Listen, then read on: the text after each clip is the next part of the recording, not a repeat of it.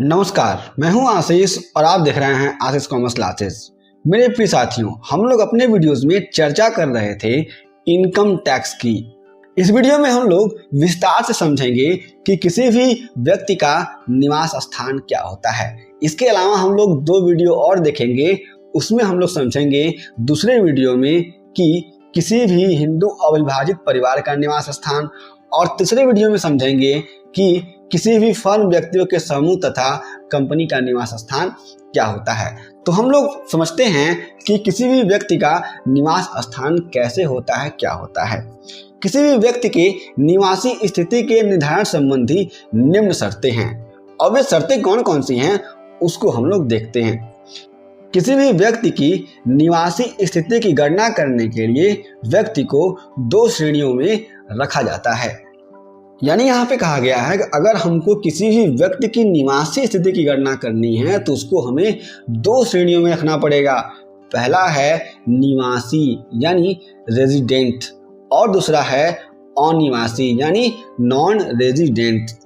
अब यहाँ पे कहा गया है कि किसी निवासी को 2 भागों में बांटा जा सकता है। जो मैंने पहला बताया कि निवासी को 2 भागों में बांटा जा सकता है, जिसमें पहला है साधारण निवासी और दूसरा है असाधारण निवासी, नॉट ऑर्डिनरी रेजिडेंट। अब यहाँ पे साधारण निवासी क्या होता है, असाधारण निवासी क्या होता है, इसको हम लोग आराम से अभी कुछ समय में पढ़ लेंगे, समझ लेंगे। अब सबसे पहले हम लोग देखेंगे कि कोई भी व्यक्ति निवासी कैसे होता है। निवासी का मतलब क्या होता है इनकम टैक्स के अकॉर्डिंग। व्यक्ति का निवासी होना, किसी भी व्यक्ति के निवासी होने की शर्तें। आयकर अधिनियम की धारा 6(1) के अनुसार किसी भी व्यक्ति को भारत का निवासी तभी माना जाएगा जब वह व्यक्ति निम्न में से किसी एक शर्त को पूरा करे, जिसमें पहला है वह व्यक्ति संबंधित गत वर्ष में भारत में कुल मिलाकर 182 दिन या उससे अधिक रहा हो। यहाँ पे कहा जा रहा है कि किसी भी व्यक्ति की जब निवासी स्थिति की गणना की जाएगी तो में से पहली शर्त ये आती है कि वह व्यक्ति पिछले वर्ष में कम से कम भारत में 182 दिन या उससे अधिक रहा हो, तो हम लोग समझेंगे कि वह व्यक्ति निवासी है भारत का। दूसरा है वह व्यक्ति संबंधित गत वर्ष में कुल मिलाकर कम से कम 60 दिन या उससे अधिक भारत में रहा हो तथा गत वर्ष से पूर्व के 4 वर्षों में कुल मिलाकर कम से कम 365 दिन भारत में रहा हो। यहाँ पे कहा गया है कि वह व्यक्ति भारत का निवासी तभी कहा जाएगा कि वह पिछले वर्ष में कम से कम 60 दिन भारत में रहा हो, और 60 दिन के साथ साथ पिछले वर्ष के पहले 4 वर्षों में वह भारत में 365 दिन रहा हो, तब उसको निवासी माना जाएगा। ये बातें समझनी है आपको किसी भी व्यक्ति की निवासी स्थिति की गणना करते समय। एग्जाम्पल आप लोग ऐसे समझेंगे कि यह कर निर्धारण वर्ष 22-23 चल रहा है, तो पिछला पूर्व वर्ष क्या था, 21-22 था। तो 21-22 में वह व्यक्ति 60 दिन भारत में रहा हो, और 21-22 से पहले के 4 वर्षों में वह व्यक्ति 365 दिन भारत में रहा हो, तब वह निवासी माना जाएगा। अब यहाँ पे एक नोट दिया गया है, कोई व्यक्ति अगर उपरोक्त दोनों शर्तों में से किसी एक शर्त को भी पूरा कर लेता है, जो मैंने बात बताई है, पहली शर्त थी 182 दिन की और दूसरी शर्त थी 60 और 365 दिन की, इन दोनों शर्तों में से कोई एक शर्त भी पूरा कर लेता है तो वह निवासी कहा जाता है, तथा किसी भी शर्त को पूरा नहीं करता है तो अनिवासी कहा जाता है। तो मेरे प्रिय साथियों, आपको अब समझ में आ गया होगा कि कौन व्यक्ति निवासी होता है और कौन व्यक्ति अनिवासी होता है। इसमें एक एक्सेप्शन है, यानी अपवाद है। उपरोक्त के अनुसार कोई व्यक्ति निवासी तब कहा जाता है जब वह गत वर्ष में भारत में 182 दिन या उससे अधिक रहा हो। इसके अलावा कोई व्यक्ति यदि संबंधित गत वर्ष में 60 दिन या उससे ज्यादा 182 दिन से कम उपरोक्त दूसरी शर्त के अनुसार गत वर्ष से पूर्व के 4 वर्षों में कुल मिलाकर कम से कम 365 दिन भारत में रहा हो तो भी वह भारत का निवासी कहा जाएगा।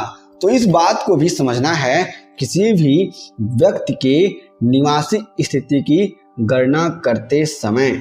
यहाँ पे कहा गया है कि अपवाद के अनुसार निम्न शर्तों में से यदि कोई व्यक्ति केवल पहली शर्त यानी 182 दिन या उससे ज़्यादा शर्त को भी पूरा कर लेता है तो वह निवासी कहा जाता है। अब यहाँ पे कुछ इंपॉर्टेंट पॉइंट्स दिए गए हैं, उसको हम लोग समझ लेते हैं। कोई भारतीय निवासी गत वर्ष में रोजगार के लिए विदेश गया हो, यानी कोई भी भारतीय निवासी है पिछले वर्ष में रोजगार के लिए विदेश गया हो तो उसमें हम लोग इस अपवाद वाले कंडीशंस को देख सकते हैं किसी भी निवासी स्थिति की गणना के लिए। आगे कहा गया है कोई भारतीय नागरिक गत वर्ष में भारतीय जहाज के कर्मचारी के रूप में भारत से बाहर गया हो तो भी हम इस कंडीशंस को चेक करेंगे। यदि करदाता भारतीय नागरिक है तथा भारतीय मूल का व्यक्ति है एवं विदेश में रह रहा है तो पिछले वर्ष में किसी भी कार्य से भारत भ्रमण के लिए आता है तथा उसकी कुल आय 15 लाख तक है।